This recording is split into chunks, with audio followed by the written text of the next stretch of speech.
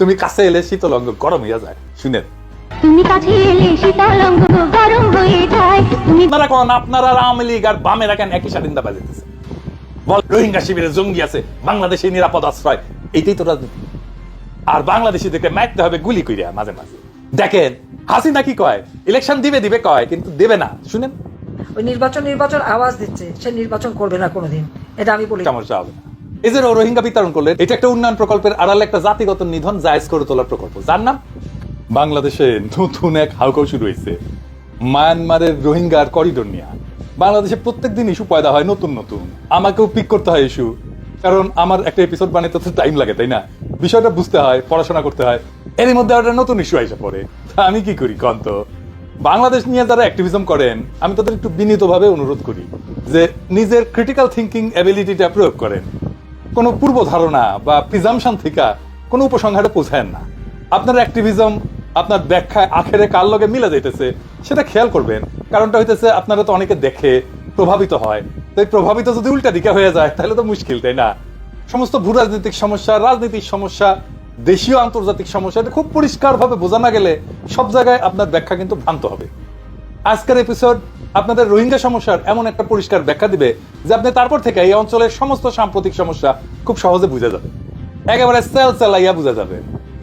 আমার পক্ষে সবসময় সবকিছুর ব্যাখ্যা টাইম মতো হাজির করা সম্ভব হয় না, বুঝতেই পারেন, নানা কাজ আছে। কিন্তু এখন আমার মনে হইতেছে যে এই ইস্যুটা নিয়ে আমার আরো আগে কথা বলা উচিত ছিল, তাইলে এই ইস্যুটা নিয়ে কনফিউশন দূর হইতো। যা কনফিউশন শুরু হয়েছে জনগণের মধ্যে, পাবলিকের মধ্যে, এমনকি রাজনৈতিক দলগুলোর মধ্যেও। আসেন আল্লাহর নামে শুরু করি। রোহিঙ্গাদের তাড়ানো হইল কেন, এটা দিয়া। রোহিঙ্গা ইস্যুটা বুঝতে হইলে ইন্ডিয়া ছাড়া বোঝা যাবে না। এখন অনেকে কইবেন, দাদা আপনি কিছু হইলে ইন্ডিয়া ধরে টানেন কেন? টানতে হয় রে ভাই, কারণ এই অঞ্চলে যা যা হয় তাতে ইন্ডিয়ার একটা কানেকশন আছে। ইন্ডিয়ার মন না বুঝলে, তার কূটনীতি না বুঝলে আপনি সমস্যাগুলোর মূলে যাইতে পারবেন না। ইন্ডিয়ার কি সমস্যা বাংলাদেশ নিয়ে, এই অঞ্চল নিয়ে, তা আমি এই ভিডিওটা ব্যাখ্যা করেছিলাম। যারা দেখেছেন তারা তো জানেনি, যারা দেখেন নাই তাদের জন্য সংক্ষেপে আবারও বলি আর কি। আবারও শুনলে অসুবিধা নাই, এমনকি যারা আগে শুনেছেন তারাও যদি আবার সংক্ষেপে শুনেন তাও অসুবিধা নাই, আবার মনে হবে একই কথা। ইন্ডিয়ার মূল সমস্যা মুসলমান। সে মুসলমান নাম দেখলে ডরে কাঁপে। তার ডর, মুসলমানরা যদি আমাদের দেশে আসা যাওয়া করে তাহলে সে তো আমাদের দেশকে মুসলমান দেশ বানায় ফেলবে। এত নির্যাতন, এত নিপীড়নের পরেও ভারতে মুসলমান জনগোষ্ঠীর সংখ্যা উল্লেখযোগ্য হারে বাড়তেছে, মানে ভারত ভাগের পর থেকে বাড়তেছে।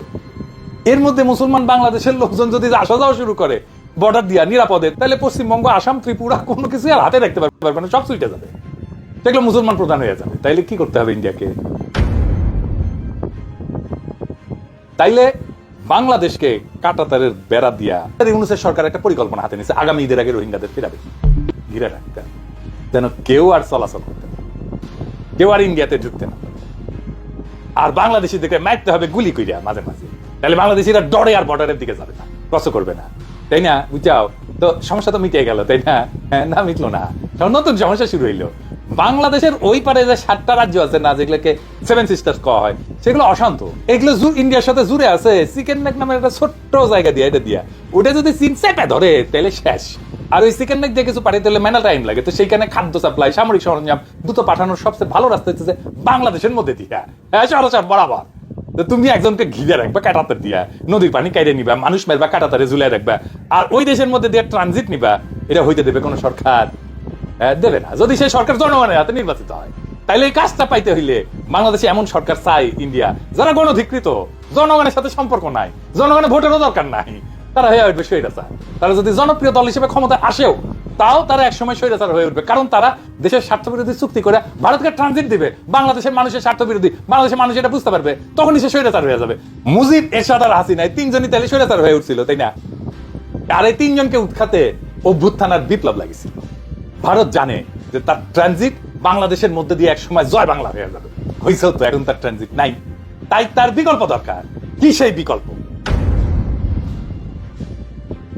আপনারা দেখেছেন নাই নিউজটা, যে বাংলাদেশকে এরায় 7 সিস্টার্সকে যুক্ত করতে নতুন প্রকল্প ভারতের, দেখছেন না? এটা নতুন প্রকল্প না, এটা অনেক পুরানো প্রকল্প। আর এই প্রকল্পের সাথে যুক্ত আছে রোহিঙ্গা সমস্যার একটা গুরুত্বপূর্ণ সূত্র। আসেন সেই ষড়যন্ত্র, কূটচক্র আর ভারতের ইসলাম বিদ্বেষের রাজনীতির এক অন্ধকার অধ্যায় আপনাদেরকে পরিচয় করাই দিই। রোহিঙ্গা সমস্যা সেল চালাইয়া বুঝে যাবেন, আর কোনোদিন সমস্যা হবে। এই যে রোহিঙ্গা বিতরণ করলেন, এটা একটা উন্নয়ন প্রকল্পের আড়ালে একটা জাতিগত নিধন জায়েজ করে তোলার প্রকল্প, যার নাম Kaladan multi model transit transport project, সংক্ষেপে কালাদান প্রকল্প। কাগজে কলমে এটা একটা ট্রান্সপোর্ট করিডোর, কিন্তু বাস্তবে এটা একটা রক্তাক্ত করিডোর, যেখানে রাস্তাঘাট বানাইতে মানুষের বসতি ধ্বংস করা হয়েছে। শুধু যে মানুষ তা না, একটা জাতিকে ধ্বংস করা হয়েছে। কালাদান প্রকল্পটা কি? কালাদান প্রকল্প হলো ভারত আর মায়ানমারের মধ্যে যৌথভাবে বাস্তবায়িত একটা মাল্টি মডেল, মানে বন্দর, নদীপথ, সড়ক, এই তিনটা মিলা একটা যোগাযোগ ব্যবস্থা।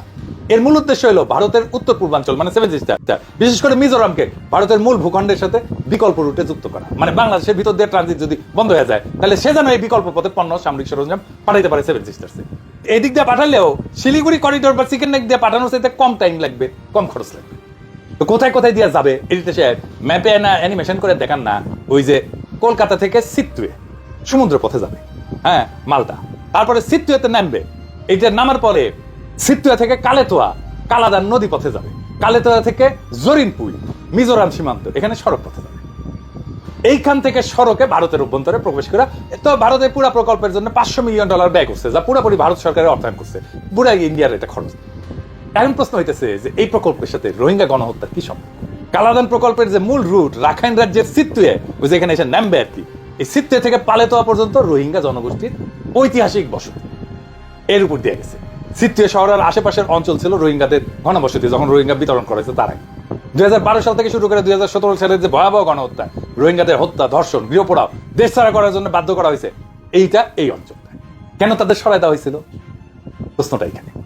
কেন এই জাতিগত নিধন ঠিক এই অঞ্চলে হইল? এর উত্তর মিলবে ভূ রাজনৈতিক মানচিত্রে। রাখাইন রাজ্যে হঠাৎ করে অর্থনৈতিক গুরুত্ব পেতে শুরু করলো এই প্রকল্পের জন্য, কালাদান প্রকল্পের কারণে। ভারতীয় অর্থায়নে বন্দর, রোড, নদীপথ তৈরি হবে, জমির দাম বেড়ে গেল।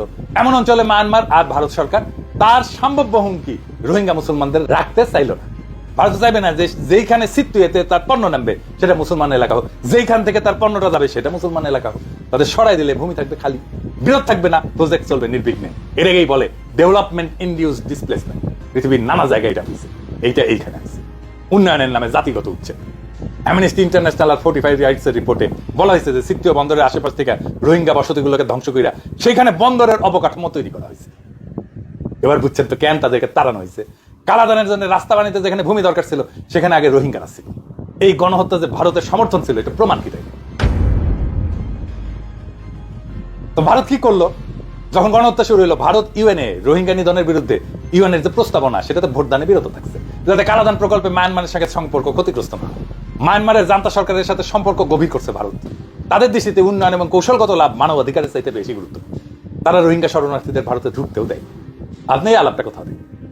2017 সালে কেউ খেয়াল করেনি যোগী আদিত্যনাথ, এই যে যোগী আদিত্যনাথ অগাস্টের 17 সালের অগাস্টের 5 থেকে 7 তারিখ মায়ানমার সফর করেছে। এইটা ছিল উত্তরপ্রদেশের মুখ্যমন্ত্রী হওয়ার পরে তার প্রথম বিদেশ সফর। সেখানে যা বলছে যে the people of two countries were united in mind and spirit by a common approach to religion. দুই দেশের জনগণের মন এবং আত্মা ধর্মের প্রতি দৃষ্টিভঙ্গিতে একাত্ম। কি দৃষ্টিভঙ্গি সেটা? দৃষ্টিভঙ্গিটা হইতেছে মুসলমান খেদাও, মুসলমান ঘৃণা, এটি তাদের ধর্মের প্রতি দৃষ্টি। ঠিক তার সফরের 3 সপ্তাহ পরে রোহিঙ্গা গণহত্যা শুরু হয়েছিল। আর এই গণহত্যার নৈতিক সমর্থন দিয়েছিল ভারতের বিজেপি সরকার। এইবার যোগী আদিত্যনাথের সফরের সাথে রোহিঙ্গা গণহত্যার যোগসূত্র দেখতে পান। তারপরের কিছু রোহিঙ্গা ইন্ডিয়ায় ঢুকছিল। ভারত ঘোষণা করেছিল যে তারা আশ্রয় নেওয়া সকল মুসলমান রোহিঙ্গাদের তাড়াই দেবে। তাড়াই দেওয়ার কারণ হিসেবে ভারত বলছে যে এরা নাকি ভারতের বিরুদ্ধে ইসলামিক সন্ত্রাসবাদে জড়িয়ে যেতে পারে, তাই তারা ভারত রাষ্ট্রের প্রতি হুমকি তৈরি করতে পারে। কিন্তু ভারতে যারা আশ্রয় নিয়েছিল তাদের শরণার্থীরা কেউ ক্রিমিনাল ছিল না, তাদের কোনো ক্রিমিনাল রেকর্ডও ছিল না, তাদের বিরুদ্ধে কোনো ক্রিমিনাল ইনভেস্টিগেশন হয়নি। বরং তারা মায়ানমারের রাষ্ট্রীয় সন্ত্রাসের ভিকটিম হয়ে নিজের দেশ থেকে প্রাণটা নিয়ে পালাই গেছিল। এই কালাদান প্রকল্প কোনো উন্নয়ন না, এটা ছিল একটা কাঠামো করার নাম কইরা জাতিগত নিধনের পরোক্ষ সহযোগিতা। রাস্তাটা পাকা হইল, বন্দরে গুদাম উঠলো, কিন্তু মানুষের অস্তিত্বকে মুছে দিয়া। এটা কোনো অবকাঠামো না, এটা একটা নিধন করিডোর। উন্নয়নের নামে যদি মানুষ উচ্ছেদ হয় তা উন্নয়ন না, তা দখল।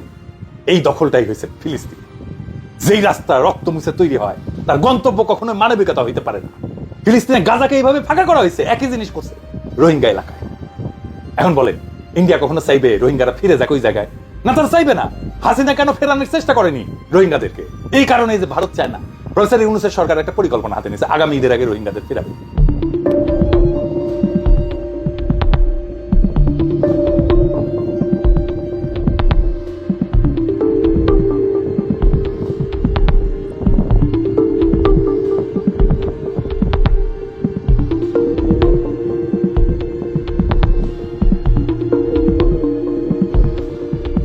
জাতিসংঘের মহাসচিব আসছে, শেষ পর্যন্ত যাইতে পারবে কিনা রোহিঙ্গারা এটা পরের কথা। কিন্তু আমরা তো সামনে একটা লক্ষ্য নিয়ে আগাই, একটা লক্ষ্য ঠিক করছেন প্রফেসর ইউনূস, রোহিঙ্গার ফিরে যাক, আমরা তো সবাই চাই। এটা ইন্ডিয়ার পছন্দ হইল না। কি করলো সে ইন্ডিয়ান মাল তহিদ সাহেবকে দিয়া মানবিক করিডোরের আলাপ আনলো। তহিদ সাহেব 111 টাইমে ফরেন সেক্রেটারি ছিলেন। উনি সেই ফরেন সেক্রেটারি যিনি বিডিআর বিদ্রোহের টাইমেও ফরেন সেক্রেটারি ছিলেন। উনারা ইন্ডিয়া কইছিল আর্মি অফিসারদের রক্ষা করার জন্য যদি সেনা অভিযান করে বাংলাদেশ, তাইলে আর্মি ঢুকাই দিবে ইন্ডিয়ান আর্মি। অবিনাশ পালিয়াল তার বইয়ে লিখে গেছে। এই তহিদ সাহেব বিএনপির তালিকা থেকে আসছেন উপদেষ্টা হিসেবে। মানবিক করিডোরের আলাপই হয় নাই। পরদিন প্রফেসর ইউনূসের সরকার পরিষ্কার করেছে, বলে দিছে আলাপই হয় নাই। কিন্তু বিএনপি মানিচ্ছে না, বামেরা মানিচ্ছে না, আওয়ামী লীগ তো মানবেই না। তো তহিদ সাহেবের এই মিথ্যাচার করার জন্য চাকরি চলে যাওয়া উচিত। তো তাও এই কথা কেন কইলো? বিএনপিরে ইন্ডিয়ারে আওয়ামী লীগরে বামপন্থীদের একটা টকিং পয়েন্ট ধরে দেওয়ার জন্য, যেন সে আগুন জ্বালাইতে পারে, যেন চিল্লাপাল্লা করতে পারে, সার্ভিস দিল আর কি। আর আলাপ তুললো জসিম, ওই যে জসিম ওই যে নাকি ওই নাকি মানবিক করিডোরের বিরুদ্ধে জন্য কথা করার জন্য ওর নাকি চাকরি খাইয়ে দিছে প্রফেসর ইউনূস সরকার, সৈয়দগিরি নাকি খাইয়ে দিছে। এই এডিটর সাহেব ওই জসিমের মাইক পিটেরে না ভিডিও দেখান না। আচ্ছা এই যে ওই যে ড্যান্সের সিকোয়েন্স আছে না জসিমের, এটা দেখানো যায় না? আমার একটা প্রিয় গান আছে, বলে ড্যান্সিং আছে জসিমের নতুনের সাথে, ওটা দেখান। জসিম একটা প্র্যাকটিস দিবিনি, ড্যান্স করিয়া এটা মজা পাবিনি। হ্যাঁ, গানটার কথা কি জানেন? দারুণ লিরিক করে। হ্যাঁ, বাংলাদেশে শেক্সপিয়ার লিখেছে, তুমি কাছে এলে শীতল অঙ্গ গরম হইয়া যায়। শুনেন, তুমি কাছে এলে শীতল অঙ্গ গরম হয়ে যায়, তুমি দূরে গেলে আমার মন করে হায় হায়। এই জসিম পাকিস্তানকে 1971 জন্য ক্ষমা চাইতে বলে, পাকিস্তানের কাছে আজগুবি টাকার হিস্সা চায়, যা কিনা আওয়ামী ফ্যাসিস্ট হাসিনার বয়ান ছিল। এই কথা কই আমাদের সাথে পাকিস্তানের সম্পর্ক ভালো করার সুযোগটা হোক। সে মানবিক করিডোরের বিরোধিতা করবে বাংলাদেশের জন্য, ওই তো ইন্ডিয়ার স্বার্থ দেখার জন্য বসে আছে। ওই আর তো হইছে দুটোই বসে আছে। এই কথাটা ছড়াইছে কে? চন্দন নন্দী। দেখেন, যে কিনা বিপ্লবের শুরু থেকে এটা আইএসআই এর প্রজেক্ট, এটা ছাত্ররা আইএসআই এর সাথে কথা কইছে, এই সমস্ত কইছে। মিথ্যা বয়স ছড়াই গেছে। কয়দিন আগেও কইছে আমেরিকান কার্গো নাকি আসছে রাখাইনে আর্মস টার্মস নিয়ে আর কি, অস্ত্র পাঠানোর জন্য। ওর বাবা ছিল, চন্দন নন্দীর বাপ ছিল রয় স্টেশন চিফ বাংলাদেশে, তার কথা নিয়ে লাফাইতেছে। আরে ভাই, হাসিনা কইতেছে করিডোর নিয়ে। এখন মানবিক করিডোরের নামে আমাদের দেশটা যেন লিজ দিয়ে দেওয়া হচ্ছে। নিজে মজুমদার কয় আওয়ামী লীগ একের পর এক পেজ থেকে পোস্ট দিতেছে, এই পুরাটা ইন্ডিয়ান সাজানো প্ল্যান, বুঝছেন তো? তারেক রহমানও বলে মানবিক করিডোরের কথা, সিপিবি বলে, বাম গণতান্ত্রিক জোট বলে, আবার মির্জা আব্বাস করছে যে মানবিক করিডোর নিয়ে জামাত মানে ওই যে আমার শ্বশুরের দল আর কি, ও ইসলামী আন্দোলনের নিরাপত্তা বিস্ময়কর। ওরা বুঝেছে ঠিকই যে এটা ইন্ডিয়ান প্ল্যান, আপনারা বুঝেন নাই, অথবা বুঝে ওইটা খাইছেন, ইন্ডিয়ান বটিকা খাইছেন। দেখেন হাসিনা কি কয়, ইলেকশন দিবে কয়, কিন্তু দেবে না। শুনেন, ওই নির্বাচন আওয়াজ দিচ্ছে, সে নির্বাচন করবে না কোনোদিন, এটা আমি বলে দিতে পারি। এ পর্যন্ত যে কথা তাকে নিয়ে বলছি সবই সত্য, কারণ আমি তো সবথেকে বেশি তাকে সুযোগ দিয়েছিলাম। যে এখন নির্বাচনে এখন যুদ্ধ খেলা দেখিয়ে বলবে যে হ্যাঁ এরকম অবস্থা, কি করে নির্বাচন করব, পরিবেশ নাই। এখন যখন বলছে না মানুষ তো আমাকে চায়, কোন মানুষ চায় তাকে? হাসিনাও ইলেকশন চায়। বিএনপি আপনারা কোন, আপনারা আওয়ামী লীগ আর বামেরা কেন একই স্বাধীনতা বাজাইতেছে? বলেন, পাবলিককে বুঝায় দেওয়া তো কঠিন না, এটা ইন্ডিয়ান জিনিস। আজ আর বন্ধন নিয়ে আলাপ করলাম না, আরেকদিন আলাপ করবো নি। রক্তের উপরে রাস্তা বানানো গেলে তার নাম উন্নয়ন না, তার নাম দখল। বাংলাদেশে আজকে যে রোহিঙ্গা ইস্যু নিয়ে নতুন হাউকাউ শুরু হয়েছে, সেটা আসলে নতুন কিছু না। এইটা একটা পুরানো কুৎসিত রাজনীতির মোড়। রোহিঙ্গাদের তাড়ানো হয়েছে শুধু তাদের ধর্মের কারণে না, তাদের জমির কারণে, তাদের অবস্থানের কারণে, তাদের জাতিগত পরিচয়কে মুছে দেয়া একখান ট্রানজিট করিডোর বানানোর জন্য। তার নাম কালাদা, ভারতীয় ভ্রাতৃত্বের কবরস্থান। আপনি যদি এখনো ভাবেন এটা শুধু একটা সীমান্ত সমস্যা, এটা শুধু একটা শরণার্থী সমস্যা, তাহলে আপনি ছবিটা পুরোটা দেখতেছেন না। আপনি যদি রোহিঙ্গাদের কান্না, রাখাইনের আগুন আর চট্টগ্রামের নিরাপত্তা এক লাইনে না টানেন, আপনি ভারতীয় পররাষ্ট্রনীতির অভিসন্ধি ধরতে পারবেন না। এইখানে রাস্তা বানাইতে হয়েছে, তাই মানুষ সরাই দিতে হয়েছে। এখানে গুদাম উঠাইতে হয়েছে, তাই ঘর জ্বালাইয়া দিতে হয়েছে। এইখানে করিডোর বানাইতে হয়েছে, তাই একটা জাতিকে মুছে দিতে হয়েছে। আর যেখানে এই গণহত্যার নেপথ্যে ভারতের কূটনৈতিক চুপচাপ সমর্থন ছিল, সেইখানেই আবার আপনি দেখবেন তাদের পেইড ন্যারেটিভ ছড়ায় মানবিক করিডোর, রোহিঙ্গা শিবিরে জঙ্গি আছে, বাংলাদেশে নিরাপদ আশ্রয়। এইটাই তো রাজনীতি। একদিকে ইসলাম বিদ্বেষ, আরেকদিকে ভূকৌশল, মাঝখানে পড়ে একটা জাতি হয় বেওয়ারিশ।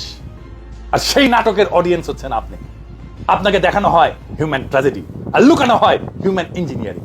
রোহিঙ্গা তাড়ানোর নাটক, মানবিক করিডোরের গল্প, জসিমের গরম অঙ্গ, সবকিছুর পেছনে একটাই কথা লুকানো আছে, আপনি যেন মূল ইস্যুটা না ধরেন। আজকের ভিডিওতে আমরা সেই পর্দাটা ফাঁস করে দিলাম।